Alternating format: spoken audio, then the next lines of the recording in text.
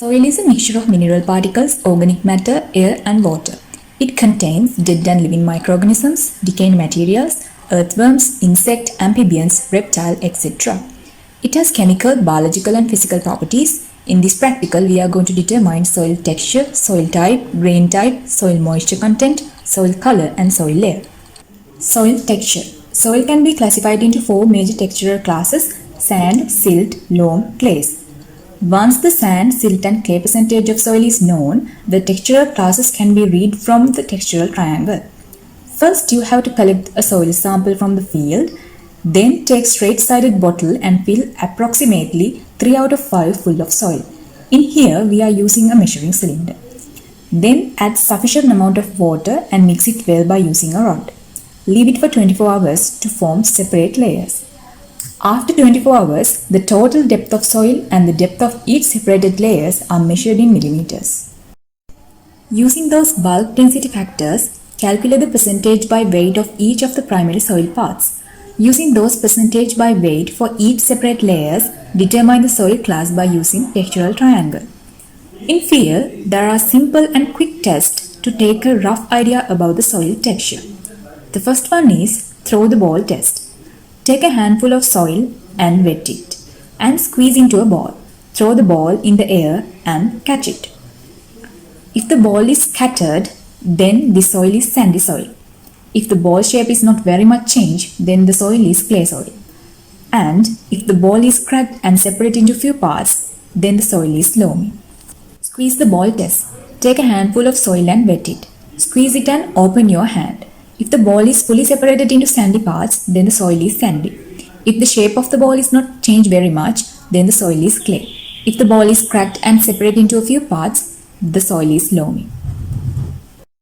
The mud ball test. Take handful of soil and wet it. Make small mud ball from it. After that, the ball is thrown to hit the board. On his way to the board, if the ball is immediately scattered into particles, this soil has a coarse texture. If the ball is started to scatter close to the board, the soil has a medium texture. If the ball hit the board and remained fewer changes and stuck for a while, then that soil has a fine texture.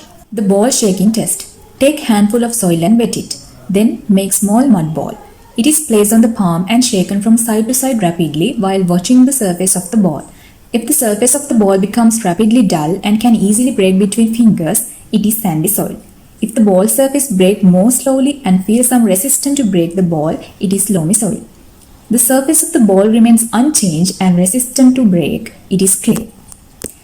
The manipulative test. First, take handful of soil and wet it until it begins to stick together without sticking to hand. After that, roll it to make a 3 cm diameter ball and put down.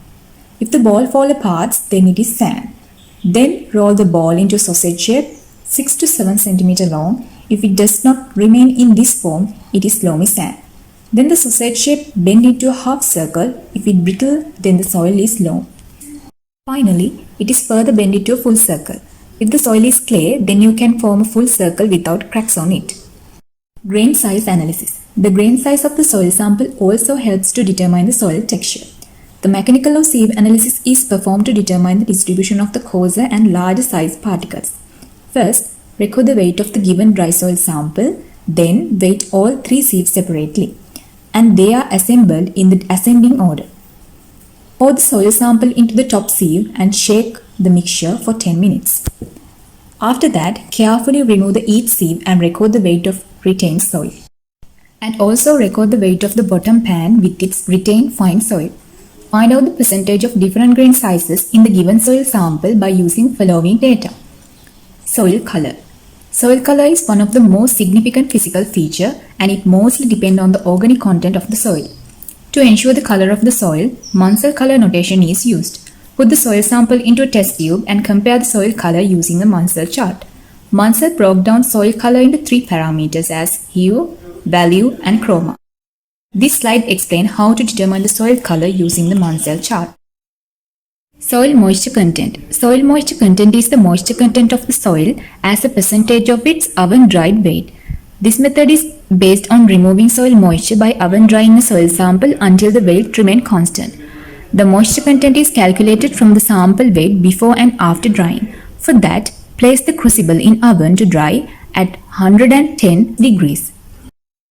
For the calculation, weight the empty crucible as W1, weight the crucible with the given soil sample as W2. After drying the soil sample, cool it using a desiccator and weight it as W3. The wet weight of the soil can be taken by the difference between W2 and W1. Also, the dry weight can be taken by the difference between W3 and W1. By knowing the wet weight and the dry weight of the sample, we can calculate the moisture content of the sample by taking the difference between wet weight and dry weight divided by the wet weight. Soil layer. Soil layer components mainly depend on the porosity of the soil sample. To check this, take a soil sample into a test tube and pour water into this test tube. Then you can observe the air bubbles in this test tube.